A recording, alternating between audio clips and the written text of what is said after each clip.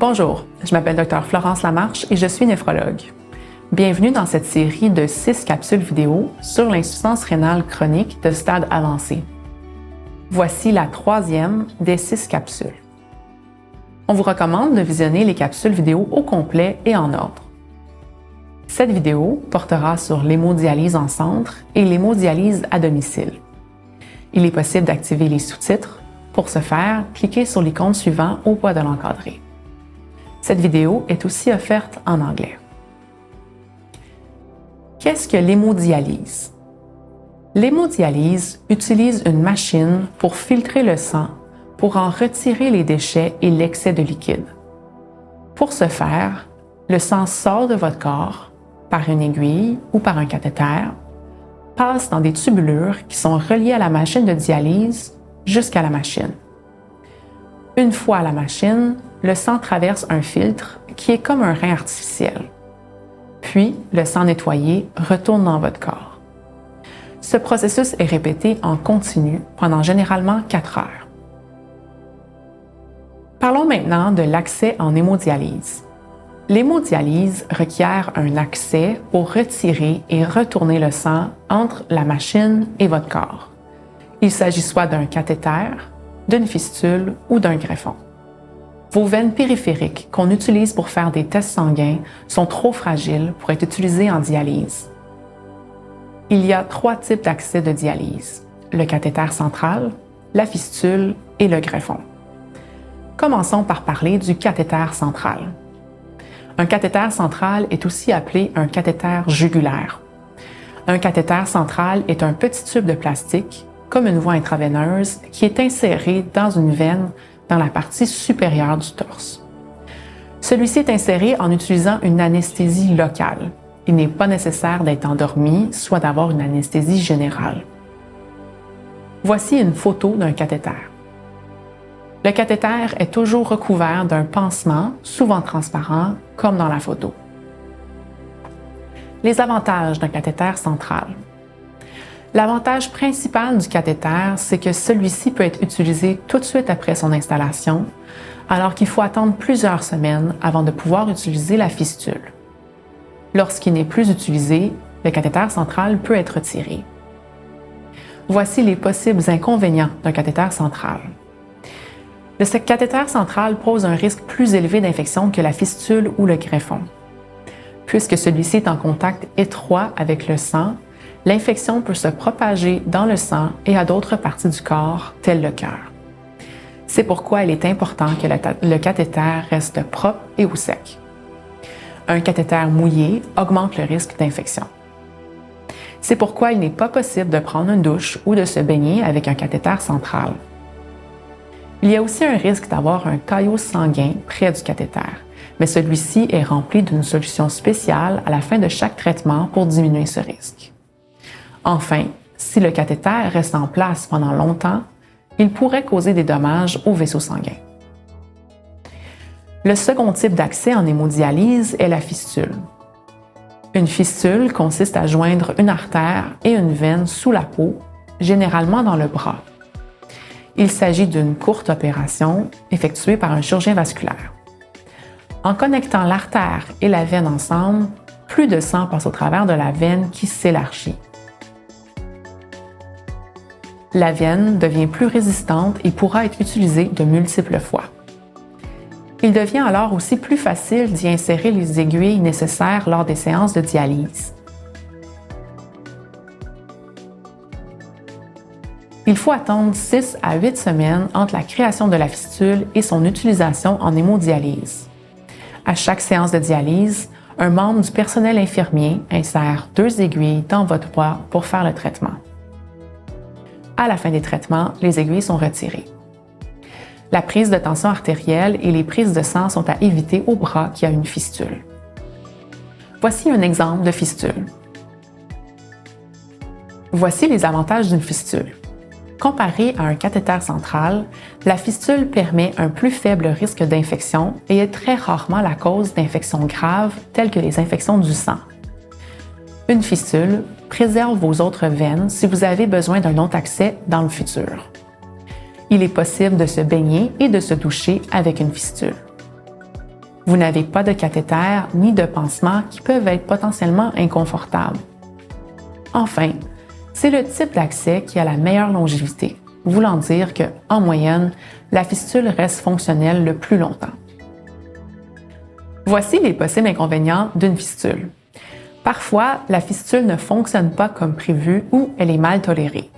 Il est alors possible de répéter la chirurgie ou de changer de type d'accès. Environ une fistule sur 4 ne fonctionnera pas après sa création.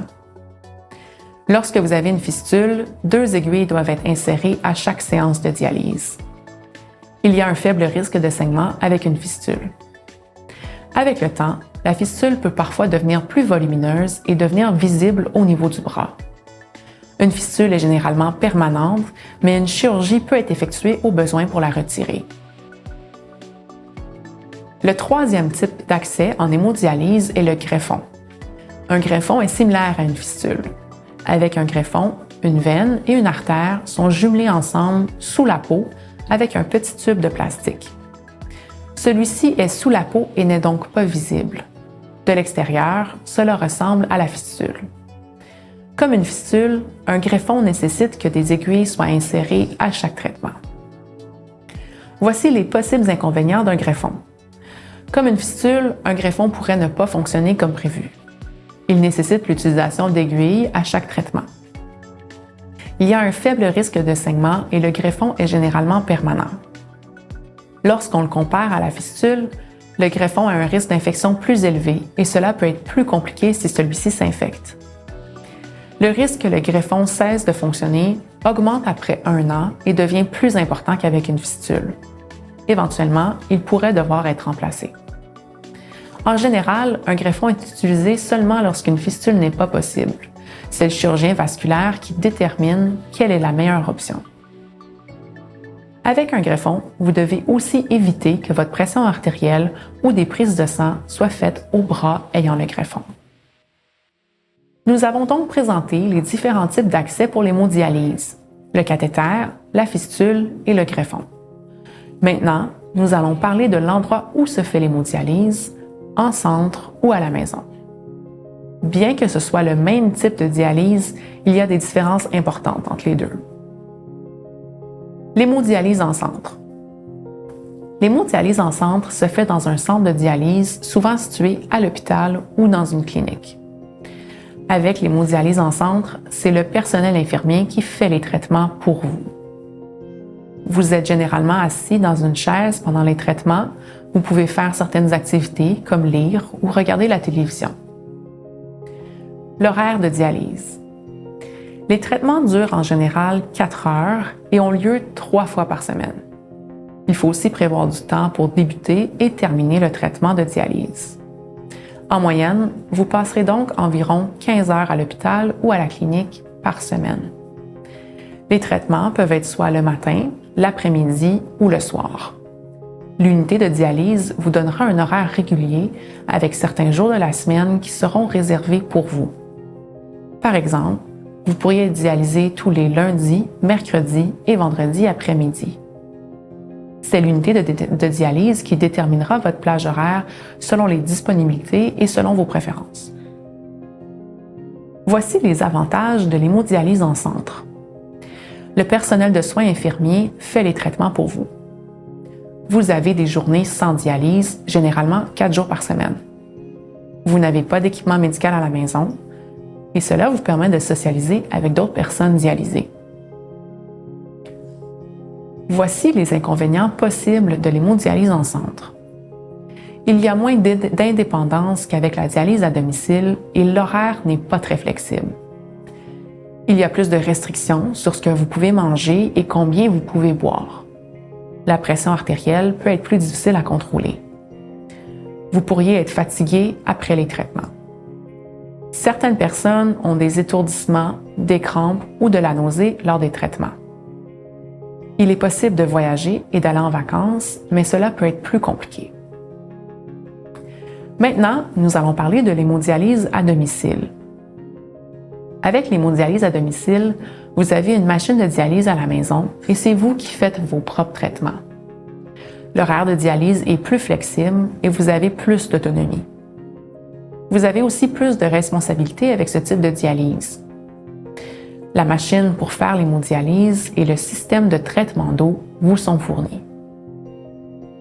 Un système de traitement d'eau doit être installé chez vous pour assurer que l'eau utilisée pour la dialyse est très propre. Il est mieux d'avoir quelqu'un avec vous lors de vos traitements. Vous pouvez appeler votre équipe de soins au besoin pour de l'aide. Les heures auxquelles vous pouvez contacter votre équipe de soins peuvent varier, donc nous vous invitons à contacter directement votre équipe de soins pour plus d'informations. Les avantages de l'hémodialyse à domicile. Lorsque vous faites les traitements à la maison, vous avez plus d'autonomie et vous n'avez pas besoin de vous déplacer au centre de dialyse. Avec l'hémodialyse à domicile, vous avez la flexibilité de faire des traitements plus fréquents ou des traitements plus longs pendant la nuit, par exemple. Cette option a plusieurs avantages, dont un meilleur contrôle de la tension artérielle avec moins de médicaments, moins de symptômes et plus de liberté avec ce que vous pouvez manger et combien vous pouvez boire. Les inconvénients possibles de l'hémodialyse à domicile. L'hémodialyse à domicile nécessite une formation et vous avez plus de responsabilités. Cela prend en général 1 à 2 mois avant d'être confortable et indépendant avec les traitements d'hémodialyse. La formation a lieu pendant les séances de dialyse au centre de dialyse. L'hémodialyse à domicile requiert de votre temps, non seulement pour faire les traitements, mais aussi pour la préparation et l'entretien des équipements. La machine d'hémodialyse et le système de filtration d'eau prennent de l'espace chez vous. Des modifications pourraient être nécessaires à votre maison, par exemple en plomberie. Les coûts pour ces travaux sont remboursés. Il est plus difficile de voyager qu'avec la dialyse péritonéale. Maintenant, prenez le temps de réfléchir à l'hémodialyse et déterminez si l'hémodialyse en centre ou à la maison est un bon choix pour vous. Prenez vos questions en note pour en discuter avec votre équipe de soins. Vivre avec une maladie rénale chronique et prendre des décisions concernant votre traitement futur n'est pas facile. Il existe des groupes de soutien dans votre communauté qui peuvent vous aider.